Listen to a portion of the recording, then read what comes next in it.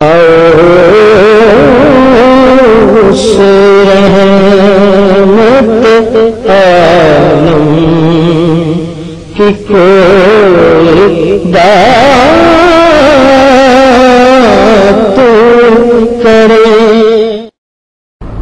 یہ امور عادیہ ہیں، سنن عادیہ ہے۔ سنتیں دو طرح کی ہیں، ایک وہ سنتیں جو عبادت ہے، جس کا اتباع ضروری ہے اور جس کے خلاف کیا جائے تو گناہ ہے، اور دوسری ہیں امور عادیہ۔ عادت مبارک جو ہے، جس کا اتباع بہت مبارک ہے اور ایسا نہ ہو تو کوئی حرج نہیں ہے، کیونکہ حکم نہیں ہے۔ تو عادات مبارکہ جو ہوتی ہیں وہ اپنے عہد اپنے زمانے کے ساتھ بدلتی رہتی ہیں۔ تو اس عہد میں تو غالباً سر سے ننگا رہنا یا بغیر پگڑی کے رہنے کا کوئی رواج بھی نہیں تھا، کوئی بھی نہیں رہتا تھا۔ نبی کریم صلی اللہ علیہ وسلم کی عادت مبارک یہ تھی کہ ٹوپی پر ہی آپ پگڑی باندھتے تھے، کبھی وہ کلاہ قسم کی ٹوپی عموماً ہوتی تھی جس طرح کلاہ پہنا جاتا ہے، تو پگڑی بھی مبارک ہوتی تھی ٹوپی پر۔ آج کل جو یہ رواج ہو گیا ہے، نماز میں یہ ضروری ہے کہ جو لباس پہن کر آپ کسی سے ملنا پسند نہیں کرتے وہ لباس پہن کر نماز مکروہ ہے۔ جس طرح آپ عام آدمی سے ملنے کے لیے لباس کا اہتمام کرتے ہیں، اس طرح اہتمام نماز کے لیے ہونا چاہیے۔ یہ طریقہ صحیح نہیں ہے کہ نماز کے لیے جو بھی ہو گیا ٹھیک ہے، اور کسی سے ملنا ہو تو مساجد میں نے دیکھا ہے وہ پٹھوں سے بنی ہوئی ٹوپیاں پھٹی ہوئی اور کالی سیاہ ہوئی اور بڑی وہ اس طرح سے پڑی ہوتی ہیں، تو ان کے پہننے سے نماز مکروہ ہے۔ یہاں بھی لوگوں نے جمع کی تھی، میں نے تنور میں پھینکوا دی کہ اپنا جو لباس ہے وہ پہنے۔ اگر سر پر کوئی چیز نہیں ہے تو یہ جو رومال جیب سے نکال کر باندھا جاتا ہے یہ بھی صحیح نہیں ہے۔ اگر سر کے لیے کچھ نہیں ہے تو ننگے سر پڑھ لیں، وہ بہتر ہے، لیکن کوئی ایسی صورت نہ بنائے جو ناپسندیدہ ہو۔ کیونکہ کسی شخص کو میں نے نہیں دیکھا کہ کسی محفل میں جاتی ہوئی یا کسی شریف آدمی سے ملتی ہوئی سر پر وہ رومال باندھ دے، یہ کوئی مناسب لباس نہیں ہے۔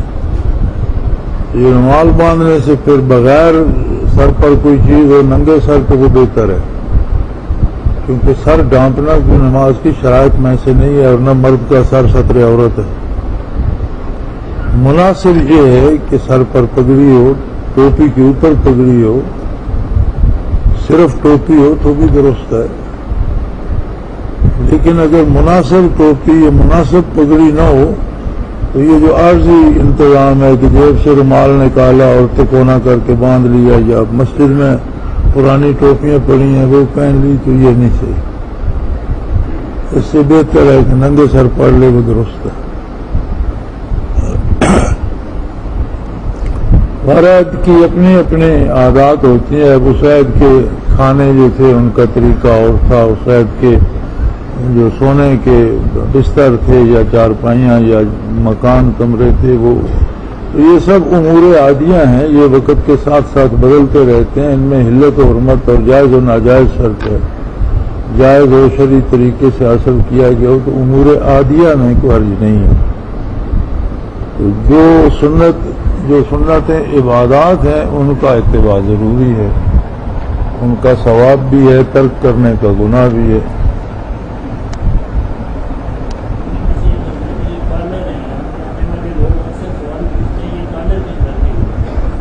کوئی حرج نہیں، کالر کا ہونا یا یہ چیزیں کوئی حرج نہیں ہے۔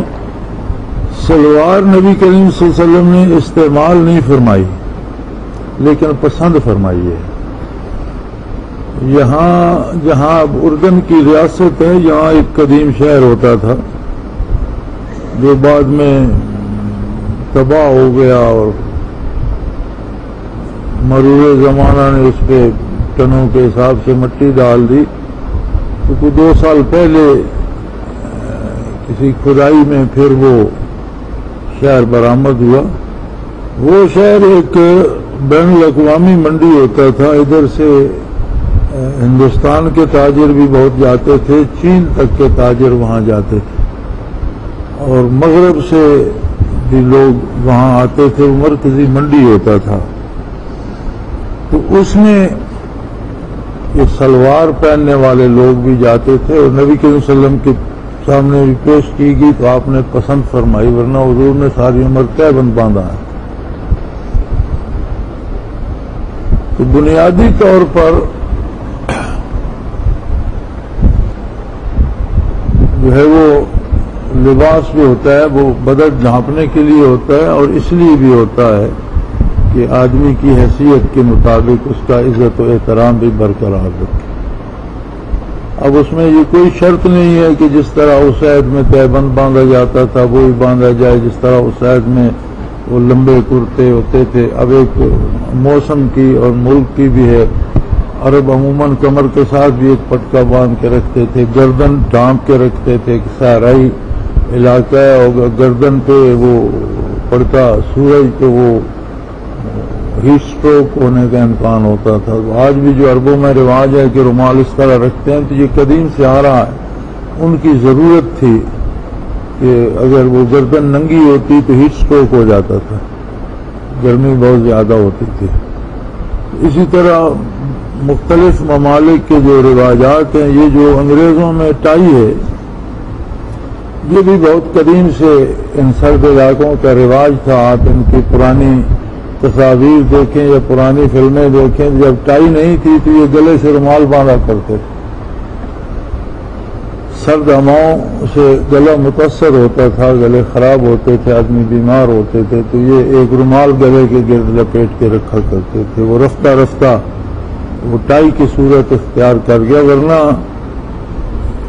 بعض حضرات کا خیال ہے کہ یہ عیسیٰ علیہ السلام کو پھانسی دی گئی تھی اور یہ ٹائی پہنتے ہیں, یہ غلط ہے. ان کا عقیدہ پھانسی دینے کا نہیں ہے, صلیب کے ساتھ لٹکانے کا ہے, کہ ہاتھوں میں میخیں ہاتھوں پاؤں میں گاڑ کر صلیب پہ لٹکا دیا گیا.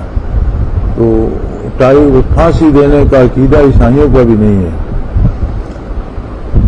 تو کوئی بھی لباس ہو جو وجود کو ڈھانپتا ہو, مناسب ہو, معاشرے کے مطابق ہو, اس میں صرف ایک شرط رکھی گئی ہے کہ بعض قوموں کے بعض لباس جو ہے وہ مستقل نشان بن جاتے ہیں.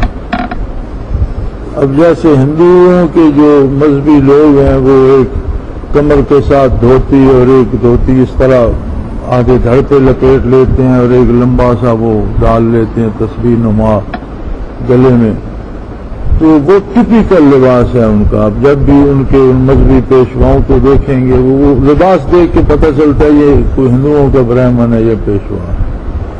ویسا کوئی لباس پہنے گا تو گناہ ہوگا, اس مشابہت کا گناہ ہوگا. اسی طرح عیسائیوں میں ٹپیکل لباس ہے پادریوں کا, ان کی ننز کا ایک خاص ٹپیکل لباس ہے, وہ جسے دیکھ کر یہ اندازہ ہوتا ہے یہ پادری ہے. ویسا کوئی پہنے گا تو وہ اس کے ساتھ مشابہت آئے گی اور وہ گناہ ہوگا. عمومی لباس جو ساری دنیا پہنتی ہے اس میں کوئی حرج نہیں ہے. بعض حضرات پتلون سے بڑے الرجک ہیں, لیکن پتلون اہل مغرب نے بھی مسلمانوں سے لی ہے. یہ قدیم ترکوں میں رواج تھا, وہ آج بھی ہے کہ وہ پتلون نما سلوار بناتے ہیں اور قمیض اندر دے کر اس کے اوپر انہوں نے وہ کس کے باندھی ہوتی ہے. تو آپ حضرات نے عمرے میں, حج میں, آپ بھی آج بھی آپ نے ترکوں کو دیکھا ہوگا جو دیہاتی آتے ہیں ترک لوگ, تو انہوں نے اسی طرح جس طرح پتلون ہوتی ہے اسی طرح کی وہ سلوار پہن کر کرتا اندر کر کے اوپر باندھی ہوئی ہوتی ہے. تو اسے اہل مغرب نے مسلمانوں سے اپنایا کہ یہ میدان جنگ میں اور اس میں حرکت میں یہ ڈھیلے ڈھالے لباس کی نسبت بہتر رہتی تھی. پھر خصوصی طور پر فوجوں میں زیادہ اسے اپنایا گیا. تو ان میں سے کوئی بھی چیز ایسی نہیں ہے جس میں کوئی شرعی حرمت وارد ہوتی ہے. خواہ مخواہ لوگوں پر وہ تنگی کرنے والی بات ہے.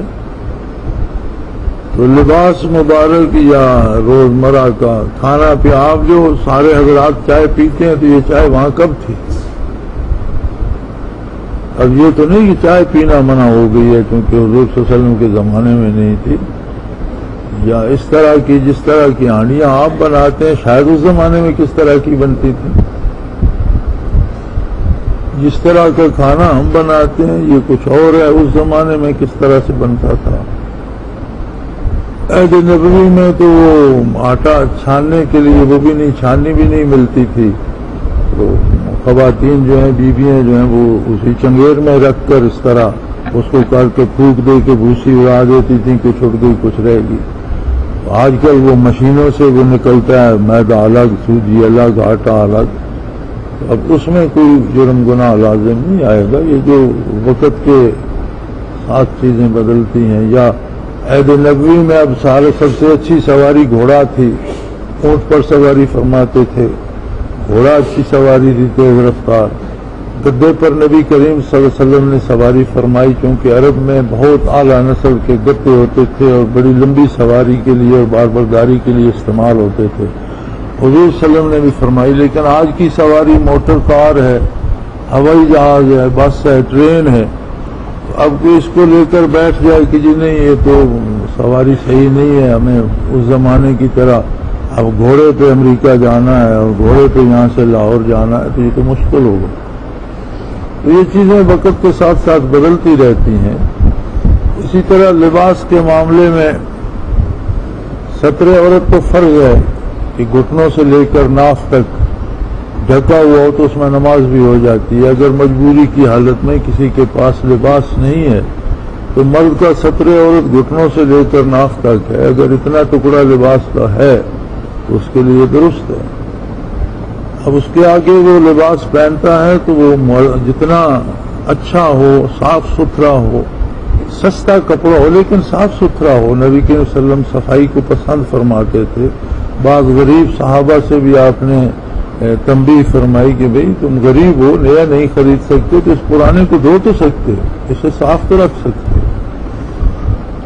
اسی طرح داڑھی کے معاملے میں حضور نے بعض صحابہ کو تنبیہ فرمائی کہ وہ بے تحاشا اور بے ترتیب اور بکھری ہوئی تھی، تو آپ نے فرمایا کہ یہ اس طرح کفلیے بنانے کی کیا ضرورت ہے، اسے تم ہاتھ منہ دھوتے اسے صاف کر کے اسے مناسب انداز سے رکھو، سنوار کے رکھو۔ تو یہ چیزیں جو ہیں ہماری اس عہد کی بد نصیبی یہ ہے کہ جو چیزیں ضروری اور فرض عین ہیں وہ چھوٹ گئی ہیں، اور غیر اہم اور رواجات جو ہیں ان پر ہم نے بہت زور لگا دیا کہ سارا زور اب اس پہ لگایا جائے۔ اسی طرح نبی کریم صلی اللہ علیہ وسلم نے غزوۃ الہند کی بات فرمائی تو اس کا مطلب ہے کہ حضور اکرم صلی اللہ علیہ وسلم ہند سے اچھی طرح واقف تھے۔ آپ نے طلب علم میں چین تک جانے کا ارشاد فرمایا، اطلب العلم ولو کان بالصین او کما قال رسول اللہ صلی اللہ علیہ وسلم۔ تو چین کے حالات سے بھی حضور واقف تھے اور جانتے تھے کہ چینیوں کے پاس اس عہد میں کوئی ٹیکنالوجی ہے۔ اب ہماری یہ ہو گیا ہے کہ جو بندہ دین کی طرف جاتا ہے، دین پڑھتا ہے، تو اس پہ علوم جو ہیں دنیاوی وہ بالکل ہی وہ ایسے سمجھتا ہے کہ یہ تو پڑھنا ہی حرام ہے۔ حالانکہ نبی کریم صلی اللہ علیہ وسلم نے تو تلقین فرمائی، تاکید فرمائی کہ جدید علوم جو ہیں، مروجہ علوم جو ہیں، دنیا میں رہنے کے علوم جو ہیں وہ سیکھو، خواہ اس کے لیے چین جانا پڑے۔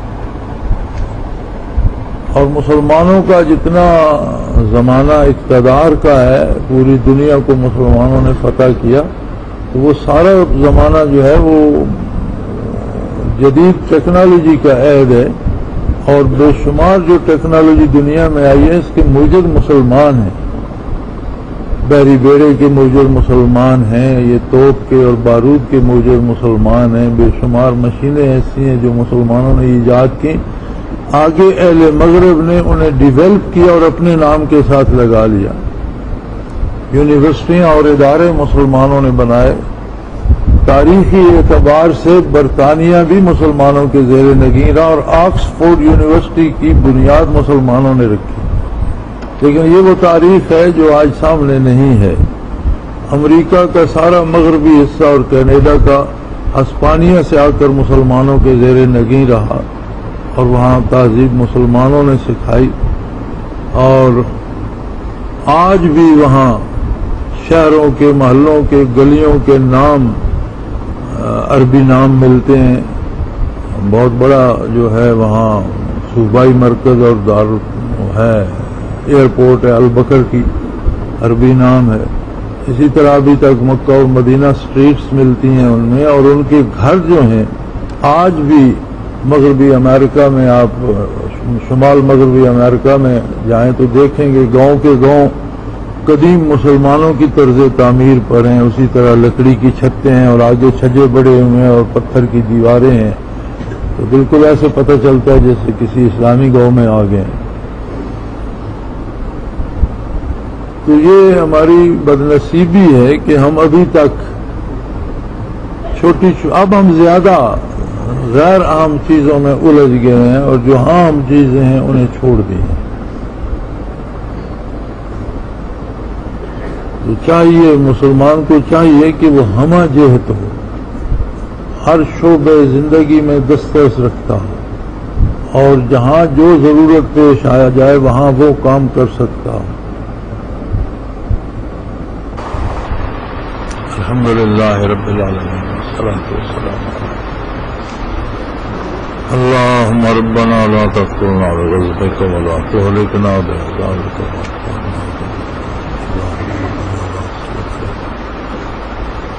أنت ولينا في سفرنا وأهلنا في مالنا توفنا مسلمين وألحقنا بالصالحين اللهم انصر الإسلام والمسلمين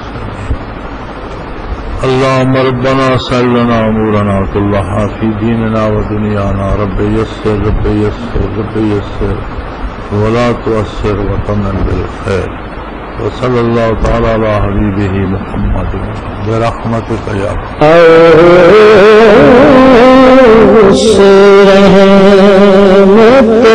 عالم کی کوئی بات